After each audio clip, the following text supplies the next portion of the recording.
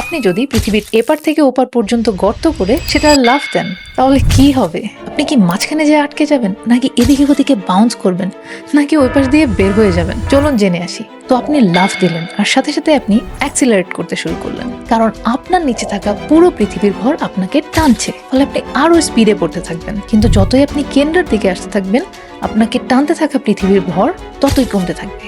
আর তার প্রায় 21 মিনিট পরে আপনি চলে আসবেন পৃথিবীর কেন্দ্রস্থলে, যেখানে পৃথিবী আপনাকে সব দিক থেকে সমানভাবে টানছে। এখন যদি আপনি হঠাৎ করে সেখানে টেলিপোর্ট করতেন, তাহলে আপনি সেখানেই আটকে থাকতেন, কারণ চারিদিক থেকে আপনাকে যেহেতু সমানভাবে টানছে, আপনি কোনো দিকেই নড়বেন না। কিন্তু মজার ব্যাপার হলো, আপনার ক্ষেত্রে সেটা হবে না, কারণ আপনি উপর থেকে পড়ছেন আর আপনার স্পিড প্রায় 11 কিলোমিটার পার সেকেন্ড। তাই আপনি থামবেন না, সোজা কেন্দ্র দিয়ে নিচে পড়তে থাকবেন। আর যত আপনি ওই পাশে যাবেন, কেন্দ্রের দিকে টানার কারণে আপনার স্পিড তত কমতে থাকবে। তবে শেষমেশে আপনি গিয়ে থামবেন ওই পাশে, একদম সারফেসে। কিন্তু আপনাকে ওখানে যদি ধরার কেউ না থাকে, তাহলে আপনি আবার পড়ে যাবেন ভিতরে। আর এভাবেই আপনি বারবার পৃথিবীর এক পাশ থেকে ও পাশে বাউন্স করতে থাকবেন চিরকাল।